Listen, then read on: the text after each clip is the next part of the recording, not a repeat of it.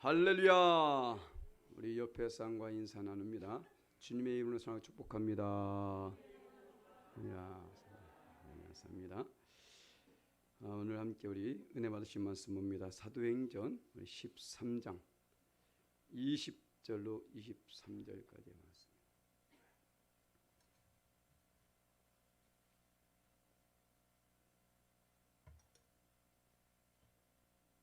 사도행전 13장 20절로 23절까지의 말씀.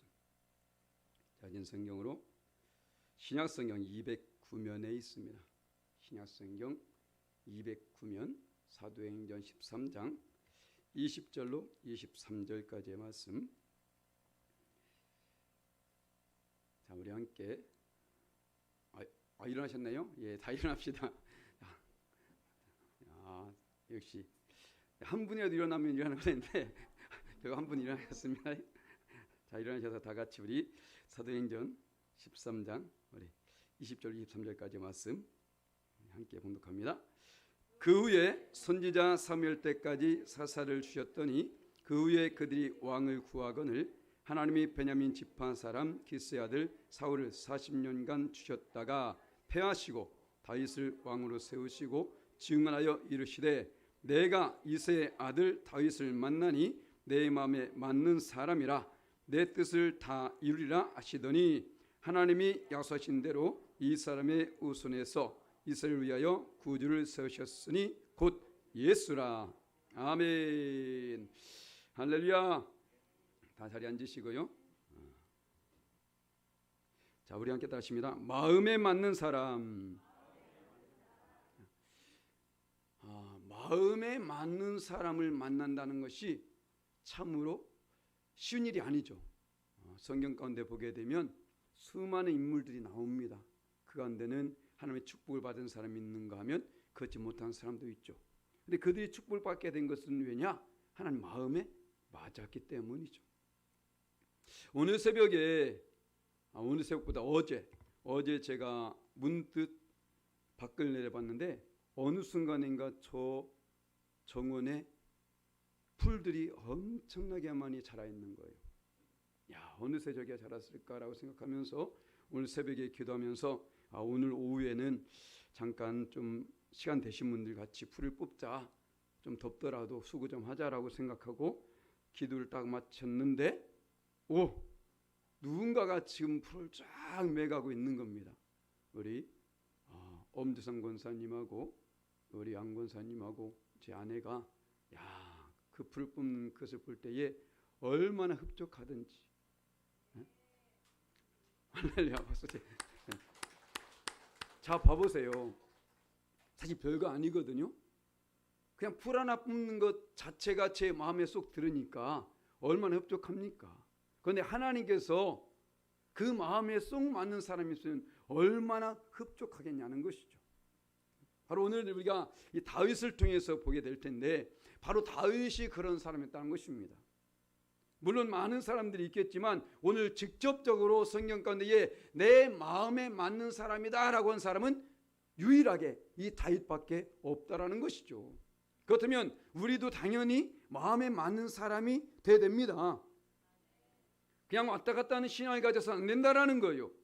하나님 마음에 맞는 신앙을 가지고 맞는 삶을 살아야 되만이 그 삶 속에 하나님께서 합당한 축복도 주신다는 것입니다. 이왕이면 어차피 우린 하나님의 자녀 됐잖아요. 어차피 하나님 자녀 된 것 어차피 와서 예배 드리고 그 살아가는 것 이왕이면 많은 축복을 누리면 좋지 않습니까?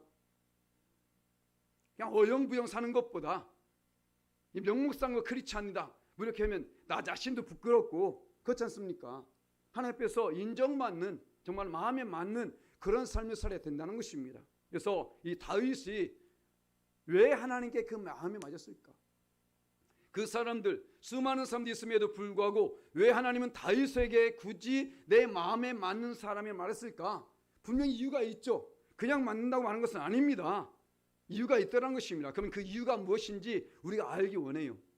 그리고 그것을 알았다면 또 나 또한 그런 삶을 살아야 되겠죠. 다윗처럼. 그래서 우리가 하나님 마음에 맞는 그런 사람이 되어서 우리가 어떻게 될까? 오늘 말씀을 통해서 함께 은혜를 나누고 또 도전받고 우리 또한 그렇게 힘써 노력하기를 예수님이 간절히 축원합니다. 자, 첫 번째로 다윗은 자기에게 맡겨진 사명을 충실히 감당한 사람이라는 거예요. 하나님께서 보실 때에, 자, 오늘 본문에는 없지만 사무엘상 17장 34절 35절 말씀 보게 되면 우리 함께 읽습니다. 시작. 다윗이 사울에게 말하되 주의 종이 아버지의 양을 지킬 때에 사자나 곰이 와서 양떼에서 새끼를 물어가면 내가 따라가서 그것을 치고 그 입에서 새끼를 건져내었고 그것이 일어나 나를 해하고자 하면 내가 그 수염을 잡고 그것을 쳐 죽였나이다. 아멘. 야, 대단하지 않습니까?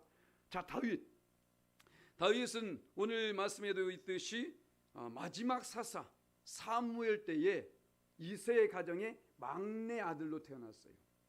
막내 아들로 태어났는데 사실 그때 당시에 축복권은 장자에게 있거든요. 장자에게 있기 때문에 밑으로 내려갈수록 그것이 점점점 희미해지죠. 그렇기 때문에 그때 당시 다윗은 별로 인정을 받지 못하고 있는 장자가 아니지 않습니까? 막내이기 때문에 부모님에게조차도 별로 인정을 받지 못하고 있었다는 것이죠. 그것을 이 다윗의 시편을 통해서 우리가 살펴볼 수 있는데 시편 27편 10절 말씀 보니까 자, 내 부모는 나를 버렸으나 여호와는 나를 영접하시리이다. 내 부모를 나를 버렸다고 할 정도로 그만큼 인정을 받지 못하는 삶을 살았다는 것이죠. 그래서 우리가 어떻게 할 수 있냐면, 자, 이스라엘의 제1대 왕이 사울입니다. 사울이 하나님께 범죄함으로 말미암아 버림을 당하게 돼요. 나중에 또 말씀드리겠지만, 자, 사울이 버림을 당하면서 이제 제2대 왕을 세우게 됩니다. 그 2대 왕을 하나님께서 친히, 자, 이새의 집에 내 마음에 맞는 사람이 있다, 그를 찾아가라라고 말했습니다. 그래서 이제는 그 이새의 집에 사무엘 선녀가 기름에 뿔에 이제 기름을 가지고 찾아오죠. 찾아와 가지고 기름 부려고 하는 그 자리에 모든 그 이새의 아들들이 다 있었는데 누가 없었나? 다윗이 없었다라는 거예요. 왜 다윗이 없었습니까? 바로 그 순간에 다윗은 양을 지키고 있었다는 것입니다. 자, 그러면 아니, 양이 있기 때문에 양을 지키는 것은 당연한 것이죠. 양을 지키는 것이 잘못된 것은 아닙니다. 자, 그런데 다윗이 굳이 그곳에 있을 필요가 없었던 것이 그 뒤에 이제는 블레셋 백성들이 쳐들어오게 되죠. 전에 우리가 말씀을 살펴봤던 그 골리앗과의 싸움입니다. 그 싸움터에 그 형제들이 가 있었습니다. 그 이새가 다윗에게 심부름을 시켜요. 자, 그곳에 먹을 것 좀 음식 좀 갖다 주어라. 전쟁터니까 가서 음식 좀 갖다 주어라라고 말하는 그 내용이 이 성경 가운데 기록되는데, 자, 사무엘상 17장 20절 말씀 보니까, 자, 다윗이 아침에 일찍 일어나서 양 지키는 자에게 맡기고 이새가 명령한 대로 가지고 가서 진영에 이른즉 마침 군대가 전장에 나와서 싸우려고 고함치더라. 자, 여기서 우리가 무엇을 발견할 수 있습니까? 양 지키는 자에게 맡기더라. 무슨 말입니까 지금? 굳이 그 순간에 다윗이 그 자리에 없어도 됐다라는 거예요. 양을 지키는 자가 있었다라는 것입니다. 양을 지키는 자가 있었음에도 불구하고 얼마나 귀한 자리입니까? 그죠? 사무엘 목사님이 신방을 오신다고 하는데 다른 것도 아니라 왕을 세우기 위해서 찾아오신 그 자리인데 얼마나 귀한 자리냐. 물론 다윗이야 말째니까 설마 네가 왕이 되겠냐고 생각할 수 있었겠지만 그래도 신방 아닙니까? 자, 우리 부모님들 잘 생각하셔야 돼요. 목사님 신방 온다면 애들 다 나가서 놀라면 안 돼요. 그 신방은 그 사람을 신방이 아니라니까요. 그 가정을 신방하는 것이지 그 사람을 신방하는 것이 아닙니다. 그죠? 그 가정 가운데 복을 주기 위해서 왔는데 아무도 없고 혼자만 앉아 있어. 그건 아니라는 것이죠. 아직 준비가 안 된 것입니다. 바로 뭐 이것은 좀 다른 내용일 수 있겠지만 어쨌든 간에 지금 분명히 다윗이 아니어도 누군가가 그 양을 지킬 수 있음에도 불구하고 굳이 이새는 그 다윗에게 이 양을 지키라고 맡겼다는 것이죠. 자, 그렇다면 우리 같았으면 입이 대빨 나올 거예요. 목사님이 사실 우리는 뭐 지금 뭐 워낙이 세고 센게 목사님이지만 그때 당시에 사무엘 선지자 외에는 없었고 그분이 그 가정에 찾아갈 일이 또 얼마나 있겠습니까? 그잖아요. 일생일대에 얼마나 있겠냐는 것이죠. 그럼에도 불구하고 그 자리에 자기가 없었다는 겁니다. 얼마나 불평이고 원망이 나겠습니까? 자기도 자식인데. 그럼에도 불구하고 다윗은 오늘 우리가 말씀 읽은 것처럼 전혀 원망 불평 없이 자기의 주어진 일에 충실히 그 일을 감당했다라는 거예요. 이것을 하나님이 보신 겁니다. 우리가 하나님을 인식하든 의식하지 못하든 인식하지 못하든 간에 하나님은 항상 우리를 바라보고 계시다라는 거예요. 그것을 보고 계시기 때문에 그에 합당하게 해서 역사하신다는 것입니다. 그래서 그 마음에 합한 자라는 것을 오늘 말씀에서 뿐만 아니라 사무엘상에서 나옵니다. 자, 우리 사무엘상 13장 14절 말씀 한번 읽겠습니다. 시작. 지금은 왕의 나라가 길지 못할 것이라 여호와께서 왕에게 명령하신 바를 왕이 지키지 아니하였으므로 여호와께서 그의 마음에 맞는 사람을 구하여 여호와께서 그를 그의 백성의 지도자로 삼으셨느니라 하고. 아멘. 나오잖아요. 사울이 하나님께 범죄했기 때문에 지금 새로운 왕을 세우려고 합니다. 그런데 그 세우려고 하는 왕이 누구냐? 하나님 마음에 맞는 사람이더라는 거예요. 그 마음에 맞는 사람을 택해가지고 무엇을 하십니까? 바로 그 백성의 지도자를 삼길 원했다는 것이죠. 자, 하나님 백성들을 맡겨야 됩니다. 그런데 아무한테 맡기면 되겠습니까? 자, 여러분들 이제 하나님 백성 아닙니까? 근데 이제 제가 주의 종으로 왔잖아요. 사꾼 목자들 맨 사기나 치고 맨 거짓분해하고 그런 목사한테 맡기면 되겠어요? 아니지 않습니까? 하나님의 백성인데 지금 얼마나 안타깝습니까? 지금 잘못된 지도자들 때문에 얼마나 많은 사람들이 낭패를 겪고 있습니까? 잘못된 지도자들이 하나님을 인정치 않기 때문에 지금 얼마나 나라가 지금 혼잡해지고 있냐고요. 오늘 정배석 우리 집사님 기도하신 것처럼 어제 저 서울 시내에서 케어 축제가 있었습니다. 그것도 23회. 또 내가 좋아하는 숫자 23자예요. 또 2020년부터 지금 끊임없이 2000년 끊임없이 지금 이 케어 축제, 그것도 케어 문화 축제랍니다.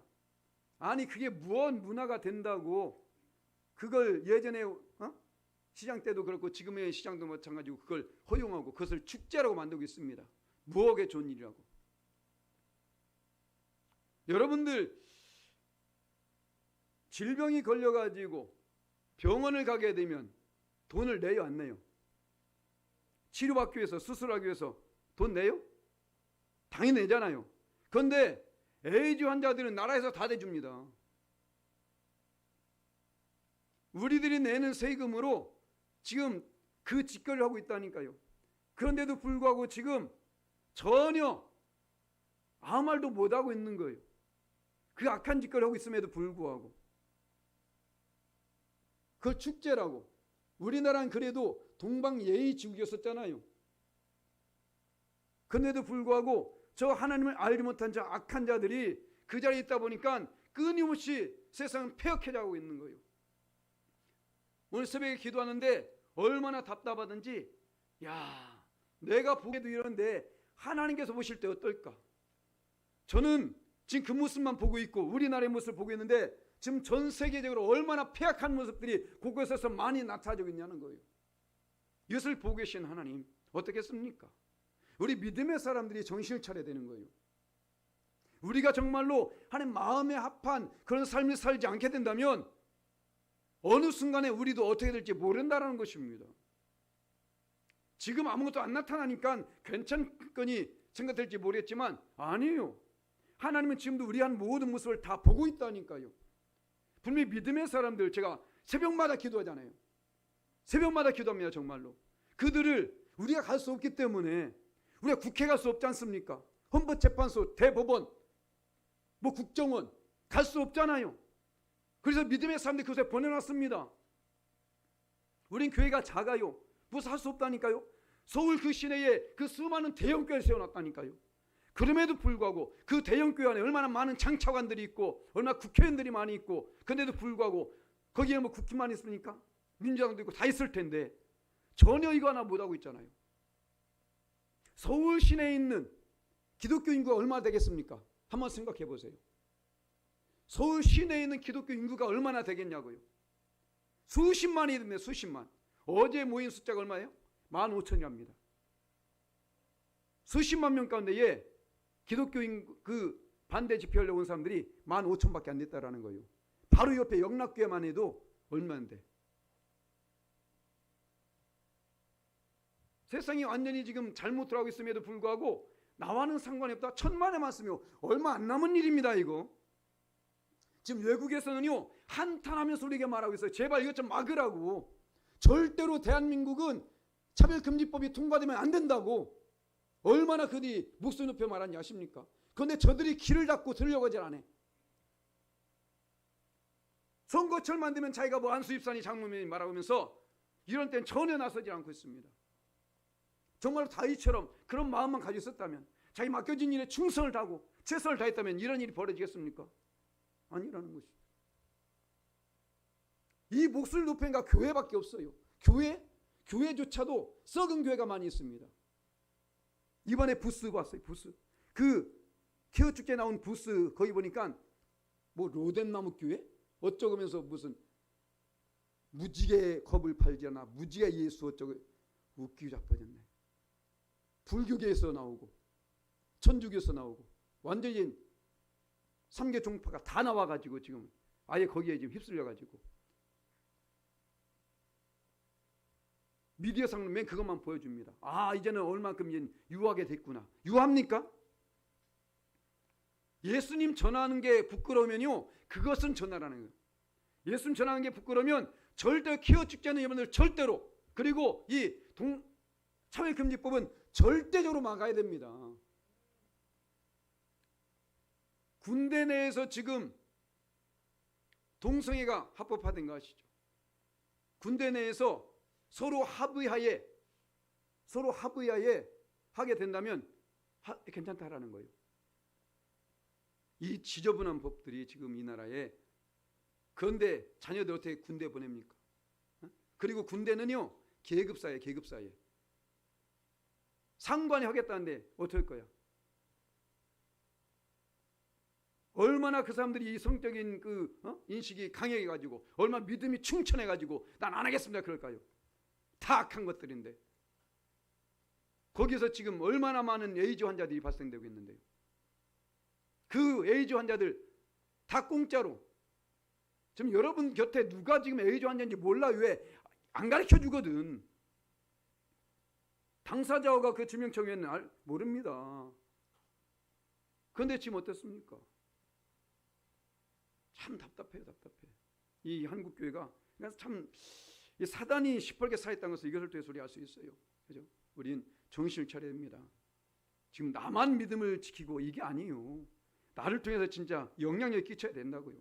우리가 하나님 마음에 합한, 정말로 하나님께서 그 백성들의 지도자로 지금 삼은 누굽니까? 다윗이 그 마음에 합했기 때문에 그 지도자로 삼을 수 있었던 것이죠. 그 다윗 때문에 결국은 이 유다 민족이 복을 받게 된 거예요. 결국에는 다윗 때문에. 저 북이스라엘 수많은 악한 왕들, 그 수많은 왕들이 있음에도 불구하고 어떻습니까? 끊임없이 하나님께 도전하고 악을 하지 않습니까? 그런데 이 남유다는 물론 악한 왕들이 있었음에도 불구하고 항상 다윗 때문에, 다윗의 언약 때문에, 바로 이 언약 때문입니다. 우리 자녀들이 잘못된 길로 갈 수 있어요. 우리 친척들이 잘못된 길로 갈 수 있습니다.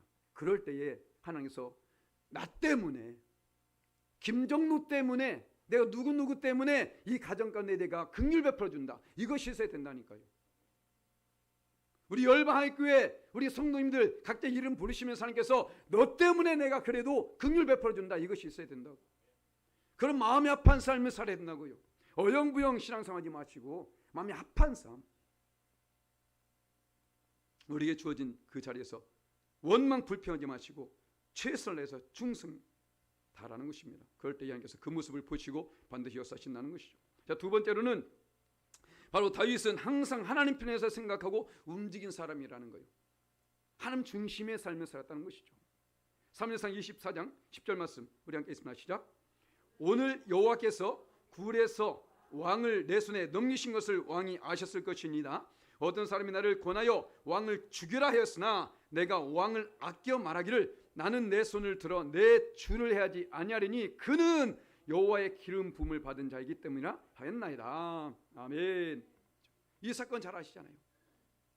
사울이 다윗을 죽이기 위해서 그 3,000명의 군사를 끌고 다닙니다. 그러다가 이제는 볼일을 보러 굴에 들어왔을 때에 말하고 있는 거예요. 바로 그 뒤에 그 냄새 맡고 있었던 다윗은 얼마나 고통스러웠을까. 밀폐된 공간에서 열받아서 죽여버렸을 텐데 그런데도 불구하고 죽이지 않고 옷만 살짝 피고 지금 말하고 있는 거 아닙니까? 왜? 죽여도 된다니까요. 그래서 그때에 만약에 다윗이 사울을 죽였다면 어떻게 됐을까? 살인죄로 어떻게 됐을까요? 그래서 전 모르겠습니다만은 사실 충분히 죽일 수 있었습니다. 왜? 다윗은 군사 아닙니까? 군사가 당연히 적을 죽이는 건 당연한 것이죠. 그러지 않으면 자기가 죽게 되는데 그럼에도 불구하고 죽이지 않았습니다. 그 이유가 뭐라고요? 바로 여호와의 기름을 부음 받은 자이기 때문에, 바로 하나님 중심으로 생각하고 행동했다라는 것이죠. 이뿐만 아니라 다윗은 끊임없이 전쟁을 치르는데 그 전쟁 때마다 승리하게 됩니다. 왜입니까? 항상 하나님께 물어보았다라는 것이죠. 그 중에 한 가지가 사무엘상 23장 2절 말씀인데, 자, 이에 다윗이 여호와께 묻자와 이르되 내가 가서 이 블레 사람들을 치리까? 여호와께서 다윗에게 이르시되 가서 블레 사람들을 치고 그 나라를 구원하라 하시니. 아멘. 자, 블레셋 백성들은 이스라엘 백성들에게 아예 눈에 가시에 가시, 항상 공격해오고 가만히 있는데 공격해오고, 사실 이스라엘이라는 나라는 한 번도 다른 나라를 먼저 침범한 적이 없었다니까요. 항상 그들이 침범해 오기 때문에 오늘도 마찬가지입니다. 블레셋들이 지금 왔기 때문에 지금 치러 나가고 있는 거예요. 그 당연히 치는 것은 당연한 것이지 않습니까? 그런데도 불구하고 다윗은 이제 어떻습니까? 물어보더라는 것이요. 내가 지금 치리까? 당연히 침에도 불구하고 바로 하나님의 그 도심을 구하고 하나님께 묻기를 원했던 것이죠. 그만큼 다윗은 끊임없이 하나님의 중심의 삶을 살았던 것입니다. 그렇기 때문에 그 속에서 다윗이 깨달은 것이 바로 이거예요. 시편 73편 28절 말씀. 하나님께 가까이함이 내게 복이라. 내가 주 여호와를 나의 피난처로 삼아 주의 모든 행적을 전파하리다. 아멘. 누구를 가까이하냐? 우리 한번 생각해 보자는 것이죠. 세상 가운데 과연 내가 가까이 할 것이 무엇인지 오늘 새벽에도 말씀드렸습니다. 우리가 의지할 것이 무엇인지. 우리 세상에 사는 동안에는 어떤 사람은 사람을 의지하고, 어떤 물질을 의지하고, 어떤 명예를 의지하고, 권세를 의지하게 됩니다. 자, 그런데 그 모든 것을 생각했을 때에 정말 나에게 큰 고난이 다가왔을 때에, 욥과 같이 그런 큰 고난이 다가왔을 때에 과연 그것이 나에게 어떤 도움이 될 수 있습니까? 한번 생각해 보자는 것이죠. 사람이 내게 어떤 큰 도움이 될 수 있으며, 내가 의지한 그 물질이 얼마나 도움이 될 수 있으며, 내 명예 권세가, 내가 지금 몸이 생명 하나 까딱까딱 있는 이 순간에 무슨 도움이 되냐는 거예요. 그것이 도움이 될 것 같았으면, 물질이 도움이 될 것 같았으면 아마 정주영이라든가 이병철은 죽지 않았을 겁니다. 그렇잖아요. 얼마나 돈이 많은데. 그 명예 권세가 도움이 될 것 같았으면 대통령은 하나도 안 죽었을 거예요. 우리가 그 고난 속에서 의지하겠어는 아무것도 없다는 것입니다. 오로지 하나님만이 나의 참된 의지시고 힘이라는 것을 알아야 돼요. 그래서 다윗은 이렇게 고백합니다. 시편 18편 1절 2절 말씀 보니까 우리 함께 읽습니다. 시작. 나의 힘이신 여호와여 내가 주를 사랑하이다. 여호와는 나의 반석이시오 나의 요새이시오 나를 건지신 이시오 나의 하나님이시오 내가 그 안에 피할 나의 바위시오 나의 방패시오 나의 구원의 뿌리시오 나의 산성이시로다. 아멘. 지금 다윗이 이렇게 고백하는 것은요, 맹목적으로 지금 고백하는 게 아니에요. 그냥 노래 불러 제끼듯이 그냥 노래 부르는 것이 아니라는 것입니다. 자기 삶에 하나님께 그렇게 다가온 것을 지금 체험적으로 고백하고 있는 것입니다. 그런데 중요한 것은 내가 먼저 하나님을 가까이 하게 되니까 하나님이 이렇게 역사하시더라는 거예요. 내가 하나님께 피하게 되니까 그분이 나의 피할 바위가 되더라는 것입니다. 내가 하나님을 의지하니까 하나님께서 나의 생명이 되시고 나의 능력이 되시더라는 것이죠. 바로 이것입니다. 다윗은 그렇기 때문에 매 순간마다 하나님과 동행하고 하나님을 의지하는 삶을 살고 하나님 중심의 삶을 살고 끊임없이 하나님 바로 이런 삶을 살았던 것이죠. 내 입술로 하나님 하고 있는데 어떻게 하나님께 범죄할 수 있냐는 것이죠. 예전에 어느 목사님이 사실 운전하다 보면 목사들도 목사가 아니에요. 성격이 나옵니다. 화가 나가지고 막 욕을 하게 돼요. 목사가 운전하다 화가 나니까 욕을 해버린 거예요. 그런데 어느 순간에 딱 깨달아지는 거예요. 야, 내가 그래도 목사인데 운전에 욕은 하면 안 되겠지. 어떻게 할까 하다가 입에다가 호각을 물고 다녔더니 호각을 가지고 화가 나면 삐 불해, 삐 불합니다. 그러다 욕은 안 나오잖아. 화는 애들은. 그것으로 막혀버리니까 다른 것이 안 되더라는 거예요. 하나님으로 막혀버리니까 다른 것은 안 나온다는 것입니다. 그것이 하나님에서 사용하고 있는데 어떻게 마음 이 입술로서 행동으로서 죄를 범하냐는 것이죠. 그래서 우린 하나님으로 이 입을 막을 수 있어야 됩니다. 하나님 우리의 생각을 막아야 될 것이고 하나님 우리의 삶을 막아야 된다는 거예요. 그 하나님의 중심의 삶을 살아야 된다는 것입니다. 그래야만이 우리가 하나님께 인정받게 되는 것이고 그렇기 때문에 자 우리가 한번 봐보세요. 지금까지 잠깐 이것만 살펴봐도 얼마나 하나님 마음에 합한 하나님 마음 맞는 사람이겠습니까? 이런 사람이 어떻겠어요? 물론 다윗도 죄를 범합니다. 죄를 범하기 때문에 또 그것 때문에 살짝 하는 게 징계도 받긴 하지만 그런데 중요한 것은 죄를 범했을지라도 즉시 해겠다라는 거예요. 우리 잘 읽는 말씀입니다. 자, 시편 51편 17절 말씀 보니까 함께 있습니다. 시작. 하나님께서 구하시는 제사는 상한 심령이라 하나님이여 상하고 통회하는 마음을 주께서 멸시하지 아니하시리다. 아멘. 이 말씀 앞에 보게 되면 다윗이 밧세바를 범한 후에 이 시편을 썼다고 나옵니다. 모든 사람은 아담의 그 속성을 가지고 태어나기 때문에 아담의 속성까지 무엇이 있습니까? 죄성이라는 게 있습니다. 죄성을 가지고 태어나기 때문에 다 죄를 범할 수밖에 없어요. 자, 다윗도 죄를 범했잖아요. 그 다윗이 죄를 범한 걸 보게 되면요, 십계명 가운데 세 가지를 범합니다. 그 한순간에 그 한 사건으로 세 가지를 범했는데 첫 번째 뭡니까? 살인하지 말지니라.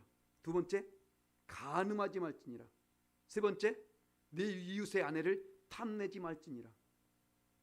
바로 6, 7, 10계명을 범했다는 거예요.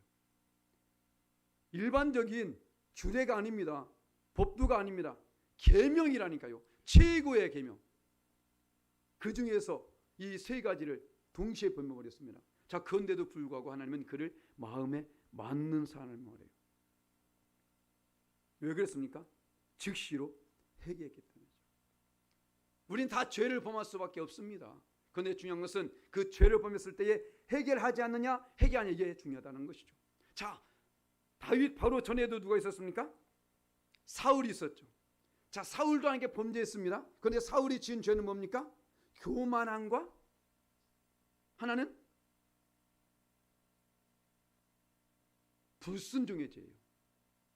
살인, 간음 뭐 이런 거 차원이 다르잖아요. 그 교만한 거, 불순종한 거. 자, 그런데 이것 때문에 사울은 버림을 당합니다. 그 교만한 모습이 여기서 드러나게 되는데 이제는 좀 전에 말씀드린 것처럼 블레셋 백성들이 쳐들어왔을 때에 이제는 하나님께 먼저 제사를 지내고 나서 이제는 그 전쟁에 임해야 됩니다. 그래서 이제 사무엘 선지자가 와서 제사를 지내줘야 되는데 사무엘 선지자가 날짜가 됐는데도 안 오는 거예요. 그러니까 마음이 타는 겁니다. 블레셋 백성들이 지금 와서 우리를 치려고 하고 있죠. 백성들은 지금 다 불불이 터지고 있죠. 야, 큰일 났다 싶어가지고 자기가 사무엘 대신해서 제사를 지내버리는 거예요.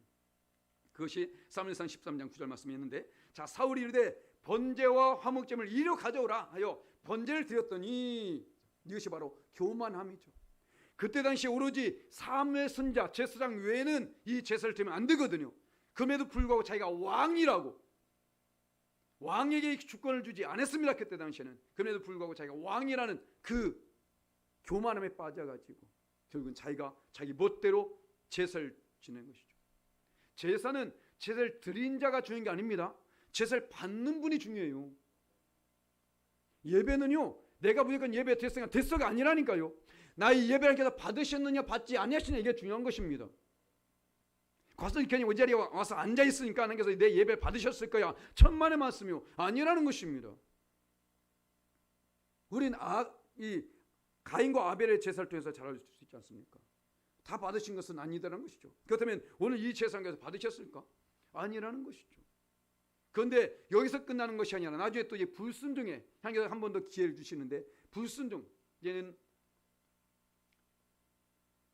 사무엘 선지자에게 이제 이 사울을 통해서 아말렉군들이 이제 완전히 멸하되 그 왕부터 해서 남녀노소 짐승까지 싸그리 다 죽여버려라. 너무하죠 사실은. 그런데 왜 그랬느냐, 이 아말렉 족속들이 어떤 족속들이냐면요, 예전에 이스라엘 백성들이 애굽을 빠져나올 때에, 그런데 이제 좀 몸이 아프고 지친 사람들 있잖아요, 뒤에 그런 사람들만 중심으로 다 누략질하고 죽여, 아주 악한 것들이 그들이.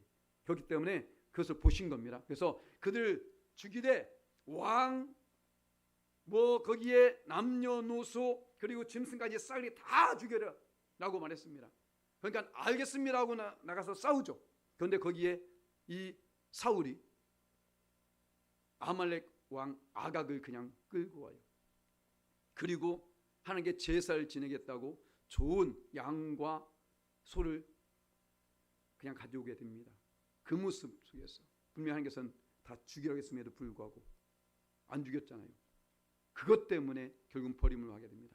그래서 그때의 사무엘 선지자가 한 말, 우리도 잘 읽는 말씀이죠. 사무엘이 이르되 여호와께서 번제와 다른 제사를 그의 목소리를 청종하는 것 같이 좋아하신 같이 좋아하시겠나이까. 순종이 제사보다 낫고 듣는 것이 수양의 기름보다 나으니 이는 거역하는 것은 점치는 제와 같고 완고한 것은 사신 우상에게 절하는 제와 같음이라. 아멘. 지금 당신이 지은 죄, 어쩌면 이 정도쯤이라고 생각했죠. 그런데 그 죄는 점치는 죄, 무당을 쫓아다니는 것과 똑같고 사신 우상, 저 우상에게 저런 것과 똑같다라는 거예요. 10계명의 제1계명, 2계명 범과 똑같다는 것입니다. 지금 한 것은. 자, 그런데 물론 여기서 만약에 이 사울 왕이 내가 잘못했습니다, 용서를 빌고 하나님께 회개했다면 용서받았을 것입니다. 그럼에도 불구하고 이 사울은 전혀 회개치 아니했다는 것이죠. 아니, 회개하기는커녕 오히려, 자 말씀 와볼까요? 사무엘상 15장 30절 말씀 보니까, 자 사울이 이르되 내가 범죄했을지라도 이제 청하옵나니 내 백성의 장로들 앞과 이스라엘 앞에서 나를 높이사 나와 함께 돌아가서 내가 하나님의 당신 하나님 여호와께 경배하게 하소서 하더라. 정신 못 차리고 있는 거예요 지금. 죄를 범했음에도 불구하고 그래도 내가 왕인데 쪽팔리잖아요. 그러니까 저들 앞에서 날 높여달라. 한 개 좀 제사를 좀 드리게 해달라. 이 말이 됩니까 지금? 죄를 범했음에도 불구하고 누구나 다 죄를 범할 수 있다니까요. 그럼에도 불구하고 지금 이 사울은 끝까지 회개치 아니한 것이죠. 우리가 왜 구원받는다고요? 예수 믿으니까? 맞아요. 하지만 예수 믿어두니 죄를 범하지 않습니까? 회개하기 때문에 구원받는 겁니다. 회개하라 천국에 가까웠느냐 말씀했잖아요. 회개는 우리에게 필수라는 것입니다. 반드시 함에도 불구하고 회개치 않기 때문에. 지금 아니 우리가 앞에 살펴봤잖아요. 다윗은 이 세 가지의 죄, 살인하고, 물론 직접 하지 않았지만 간접적으로 살인했죠. 그것도 충성된 자기의 그 신하를. 또 간음했죠. 또 이웃의 아내를 탐냈죠. 자기 아내를 취해버리지 않습니까? 이 악한 짓거리, 그것도 속이면서. 그런데 이 사울은 별거 아니에요. 어떻게 보면 약간 교만했었고 불순종했었고, 거기서 정말로 다윗처럼 회개했다면 어떻게 했을까요? 당연히 용서받았겠죠. 시편 이 51편 말씀은 곧 다윗의 그 회개의 내용인데, 눈물로 침상을 띄우더라 평생을 하나님께 회개하면서 살았습니다. 그 순간만 회개한 것이 아니라 그런 마음을 갖는 하나님께서 긍휼을 베풀지 않을까요? 오늘 우리가 말씀 있지 않습니까? 주께서 원하시는 제사는 상한 심령이라는 것입니다. 그 통회하는 마음을 결국 멸시치 아니한다라는 것이죠. 하나님께서 지금도 우리에게 그것을 요구하고 있다는 것입니다. 죄를 범했을 때에 그것을 묵인하지 마시고 정당화시키지 마시고 하나님께 회개하며 나갈 때에 긍휼히 여겨주시고 그 마음에 합한 자라 여기시며 놀라운 축복을 더하여 주실 줄 믿습니다. 자, 마지막으로 또 다윗이 하나님 마음에 전 이 말씀 때문에 이 말씀을 준비했는데, 바로 하나님 계획을 이루는 일에 쓰임을 받았다는 거예요. 전 이것을 발견했습니다. 하나님의 계획을 이루는 일에 쓰임 받았다. 자, 열왕기상 8장 17절 말씀 보면 솔로몬이 한 말인데, 자, 내 아버지 다윗이 이스라엘의 하나님 여호와의 이름을 위하여 무엇을? 성전을 건축할 마음이 있었더니, 아멘. 자, 지금 이 다윗이 하나님의 성전을 지을 마음을 가지고 있었다라는 것입니다. 역사를 살펴보게 되면요, 그때그때에 꼭 필요한 사람이 있었어요. 그 누군가가 한글을 만들어야겠다라고 생각했기 때문에 이 나라에 한글이 만들어 우리가 지금 쓰고 있는 거잖아요. 그 누군가가 배를 만들어야겠다 생각했기 때문에 지금 무역 활동이 활발히 지금 이루어지고 있는 거 아닙니까? 그 누군가가 그 마음속에 내가 이 나라를 위해서 내 생명을 걸겠다, 바치겠다 이라고 한 사람이 있었기 때문에 이 나라가 지금까지 건재할 수 있는 것이잖아요. 그때그때에 분명히 쓰임받은 사람이 있더라는 것입니다. 그런데 그 쓰임받은 그 마음을 하나님 기쁘게 보셨고, 그런데 중요한 것은 그 모든 것이 하나님의 계획 속에 있었다라는 거예요. 큰 테두리로 봤을 때에 하나님이 우리나라를 얼마나 사랑했는지, 그렇지 않습니까? 이 대한민국을 얼마나 사랑하는지, 사랑하기 때문에 이 대한민국을 사랑하는 사람을 하나님께서 들어 쓰시길 원했던 것이죠. 그때에 맞춰서. 자, 다윗이 성전을 건축하고자 했습니다. 자, 그런데 전 그것을 봤다니까요. 다윗이 성전을 건축하고자 했을 그때에 하나님께서도 벌써 그 마음이 있었던 것입니다. 누군가가 성전을 건축해 줬으면 좋을 텐데 라는 마음이 있었다는 것이죠. 서두에 말씀드린 것처럼 야, 누가 좀 풀을 맸으면 좋겠는데 했는데 풀을 맸잖아요. 이런 것처럼 야, 누군가가 성전을 건축하면 좋겠는데 라고 했는데 다윗 전에 그 누구도 생각하지 않았다는 거예요. 그것을. 그런데 다윗이 그 마음을 먹었다는 겁니다. 만약에 그 성전을 건축하는 것과 하나님과 상관이 없다라면 나중에 솔로몬 때도 그 성전이 건축될 이유가 없었죠. 그런데 결국은 솔로몬을 통해서 성전이 건축되지 않습니까? 그러니까 그 마음과 그 계획을 가지고 있었던 것이죠. 그런데 다윗은 그것을 알고 한 것이 아니라 그가 하나님 마음의 중심으로 그게 있었기 때문에 그 순간에 그것을 행하게 된 것입니다. 우리 각자에게도 분명히 하나님의 계획이 있다는 것을 알아야 된다는 거예요. 이 시대에도 하나님의 뜻하신 바가 있다는 것을 알아야 됩니다. 그래서 우리를 그 자리에 세우신 것입니다. 그래서 사도 바울은 이렇게 말하잖아요. 로마서 12장 2절 말씀에 너희는 이 세대를 본받지 말고 오직 마음을 새롭게 함으로 변화해서 하나님의 선하시고 기뻐하시고 온전한 뜻이 무엇인지 분별하도록 하라. 아멘. 지금 이 순간에 하나님께서 선하게 여기는 것이 무엇일까? 온전하게 여기는 것이 무엇일까? 기뻐하신 것이 무엇일까? 이것을 분별할 수 있어야 된다는 거예요. 내가 대통령 자리에 있다면 지금 대통령 자리에서 내게 선하게 여기는 것이 무엇일까? 온전하게 여기는 것이 무엇일까? 기뻐한 것이 무엇일까? 내 국무총리 있다면, 내 국회의원 자리에 있다면, 내가 어느 자리에 있다면 바로 그것을 우리는 생각할 수 있어야 된다는 것이죠. 내 학생 위치에 있다면, 내 직장 위치에 있다면, 사업가 위치에 있다면 하나님이 기뻐한 것이 무엇일까? 이것을 항상 우리가 생각할 수 있어야 된다는 거예요. 내 유익을 생각하지 마시고 이 세대를 본받지 말라. 왜? 이 세대는 그렇게 살고 있습니다. 이 세대는 오로지 내가 무엇을 먹을까, 무엇을 마실까, 무엇을 입을까, 어쩌면 내가 유익을 더 취할 수 있을까, 맨 이것만은 호시탐탐 누리고 있지 않습니까?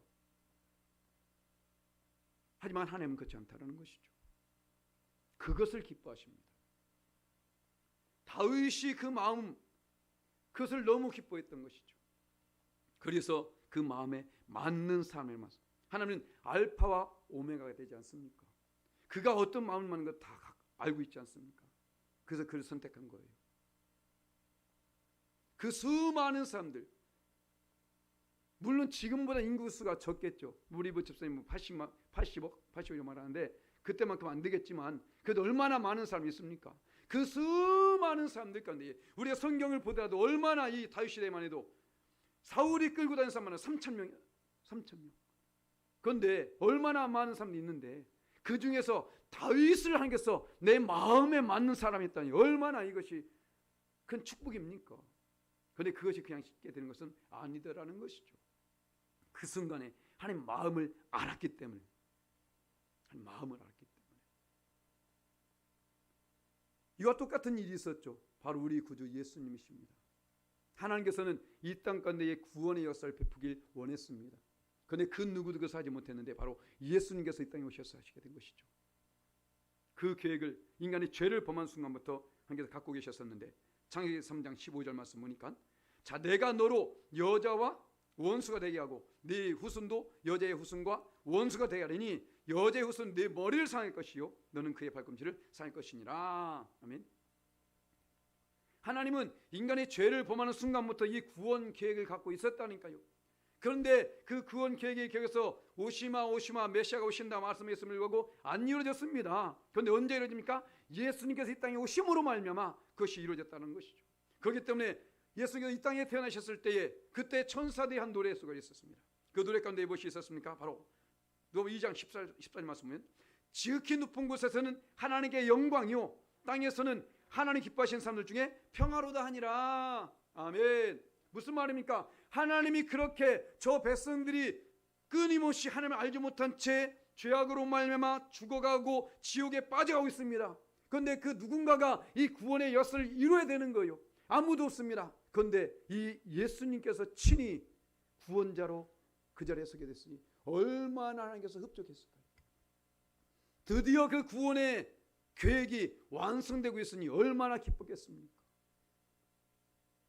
그렇기 때문에 하나님께서 가장 기뻐한 자들은 누구냐? 죽어가는 영혼을 살리는 자라는 거예요. 순교자와 전도자는 똑같은 원을 씁니다. 말투스라는. 그만큼 기뻐하고 있는 거예요. 영혼을 구원하는 것만큼 기뻐한 것이 없기 때문에 그것이 가장 큰 영광이 됐기 때문에 지금 이 말하고 있는 것입니다. 하나님께서 지금 우리에게 원한 것이 무엇일까? 우리가 마음에 야 정말 넌 내 마음에 정말 맞는 사람이다. 그 무엇을 원하고 있을까요? 헌금 많이 해라? 좋죠. 열심히 봉사해라? 너무 좋습니다. 하지만 영혼은 죽어간다면 어떨까요? 지금 다음 세대가 서려고 있어요. 우리 교회 정말 은혜 가운데 지금 지어져 갖고 여기까지 왔잖아요. 우리는 그것을 경험하고 처음 했습니다. 그런데 다음 세대가 뭘 할까요? 우리 세대가 지나간 후에 불과 여기에서 그래 한 많이 쳐가지고 한 100년 산다고 합시다. 그 후에 어떻게 할 거예요? 다음 세대 자는데 이 자리에 뭐가 설지 어떻게 합니까? 그렇잖아요. 이 자리에 누가 올지 누가 알아요? 우리 하나님의 그 은혜를 엄청나게 경험했음에도 불구하고 지금 다음 세대는 점점 사라지고 이때에 과연 우리가 야 나 은혜 받았으니까 야 나 축복 받았으니까 난 좋아 이걸 멈출 때입니까? 아니라는 것이죠. 우리는 하나님 마음에 맞는 사람이 되야 됩니다. 왔다 갔다 신앙이 아니라 정말로 이 시대에 내게 원한 것이 무엇일까? 그래도 내가 하나님의 자녀가 됐다라면 그 수많은 사람들 가운데서 지금 이 전국 지역만 해도 몇 명 있습니까? 그 많은 사람들 가운데에 지금 우리는 특별히 택함받은 자녀가 됐잖아요. 그렇다면 왜 특별히 나를 자녀 삼아 주셨을까? 분명히 하나님의 뜻이 있다라는 것이죠. 그것에 합당한 삶을 살아야 된다는 것입니다. 그럴 때에 바로 다윗을 통해서 그 놀라운 역사를 하시고 결국은 이 다윗이 하나님 마음에 합했기 때문에 그를 통해서 결국은 예수 그리스도께서 이 땅에 오시지 않았습니까? 그를 통해서 그리고 그 예수 그리스도를 통해서 구원이 완성이 됐다는 것이죠. 그렇다면 지금도 그 역사는 ing 진행 중에 있다는 것을 우린 알아야 된다는 것입니다. 그래서 우리 열방하이교회 모든 성도님들은 정말로 다윗이 과연 이것을 하나님께서 원하고 있을 것이다, 계획하고 있을 것이다 알고 있었을까요? 다윗은 몰랐습니다. 다윗은 이것이 하나님께서 원한 것인지 뜻하신 것인지 계획인지 전혀 모르고 있었어요. 다만 그는 합한 그 자녀로서의 왕으로서의 합당한 하나님의 그 백성으로서의 합당한 삶을 살기 위해서 노력했던 것이죠. 노력하다 보니까 그렇게 마음에 합한 자가 된 건 아니겠습니까? 우리도 마찬가지라는 것입니다. 내가 무엇을 알려고 하는 것이 아니라 알기 때문에 하는 것이 아니라 그냥 하는 자녀이기 때문에 그에 합당한 삶을 살면 되는 거예요. 하나님 백성으로서 합당한 삶을 살면 되는 것입니다. 세상 사람들이 생각하는 여러분들이 믿기 전에 예수 믿는 사람이 이런 사람이 되어야 되라는 그런 생각이 있었을 거 아니겠습니까? 바로 그러면 그런 삶을 우리는 살면 되는 거예요. 그럴 때에서 그 속에서 우리를 통해서 일하게 된다는 것이죠. 그래서 정말 우리가 합당한 삶의 삶으로 말미암아 또한 그 안에 예배신 축복을 받아주시는 저와 여러분 되시기를 예수님의 이름으로 간절히 축원합니다. 아멘. 이 함께 기도하며 나며 기도하실 때에 하나님 수많은 사람들 가운데서 택하여 자녀 삼아 주시고 오늘 말씀을 통해서 특별히 다윗을 통해서 하나님 마음에 맞는 사람이 어떤 사람인지를 깨닫게 해주시니 감사합니다. 하나님 들었사오니 또 깨달았사오니 멈추지 않게 해주시고 그에 합당한 삶의 삶으로 말미암아 정말 우리를 통해서 하나님께서 크게 기뻐하시고 또한 많은 영혼들을 통해서 구원받는 역사에게 은총 베풀어 주옵소서. 주의 성은 3번 간절칩니다. 주여 주여 주여. 참 좋으신 아버지 감사합니다. 오늘도 말씀을 통해서 우리에게 이 귀한 것을 깨닫게 해주시니 감사합니다. 아버지 하나님, 세상에 수많은 사람들이 있음에도 불구하고 그가 내 택하여 나를 자녀 삼아 주셨고, 아버지 하나님께서 이렇게 하나님 주의 말씀을 받으며 다시금 다짐하며 각오할 수 있는 은혜를 베푸셨으니 감사합니다. 아버지 하나님께서 지금도 그 마음에 맞는 사람을 찾고 계신 줄 믿습니다. 아버지, 세상에 수많은 사람들이 있습니다. 수많은 믿음의 사람들도 있고, 수많은 교회가 있고, 수많은 주의 종들이 있고, 수많은 백성들이 있습니다. 그럼에도 불구하고 아버지 그런데 주의 마음에 맞는 사람이 아버지 그리 많지 않은 것을 너무나 잘 알고 있습니다. 아버지 앞에 간구합니다. 바로 내가 그런 삶을 살게 합니다. 다윗처럼 아버지 마음이 아픈 삶을 살게 역사하여 주시고, 아버지 축원하여 주옵소서. 도신 아버지 하나님, 제 마음에 맞는 삶을 살기 위해서 내게 주어진 일에 최선을 다하고 충성된 삶을 살게 합니다. 역사하여 주시고 아버지 축원하여 주옵소서. 아버지 하나님, 모든 일에 최선을 다해서 제 영혼에 살게 하사 아름다운 열매된 삶을 살게 은총 베풀어 주시고 아버지 도와 주시옵소서. 아버지 옆에 죄를 범했을지라도 속히 회개하며 접해 나가기 원합니다. 의지하여서 아버지만을 바라보면서 중심의 삶을 살게 합니다. 역사하여 주시고 아버지 축원하여 주옵소서. 무엇보다 아버지 하나님 교회에게 함께 동참하며 나가기 위함이라. 아버지 시대에 그래서 원하시는 바 하나님이 선하시고 기뻐하시고 온전한 것이 무엇이니 분별하면서 협단한 삶을 살게 합니다. 역사하여 주시고 아버지 축원하여 주옵소서. 모든 죄의 삶에서 고개 숙여 아버지의 강구하며 나아가오니 진이 들어상하여 주셔서 이 시대에 하께서 원하시는 귀한 아버지의 삶을 감당케 도와주셔서 이 땅에서도 조배스의 칭찬과 상급과 멸록했던 삶을 살게 역사하여 주시옵소서. 일사하고 감사하며 지금도 살아계신 우리 구주 예수님의 이름으로 간절히 기도합니다. 아멘. 참 좋으신 아버지 하나님 감사합니다. 하나님, 다윗처럼 우리도 하나님 마음에 맞는 사람이 되어지기 원합니다. 하나님, 그 비밀을 또 우리에게 알게 해주셨사오니 나로 말미암아 하나님께서 내게 맡겨진 일에 최선을 다하고 충성을 다하는 복된 삶을 살게 역사하여 주시옵소서. 또한 아버지 하나님, 항상 하나님 중심의 삶을 살기 원합니다.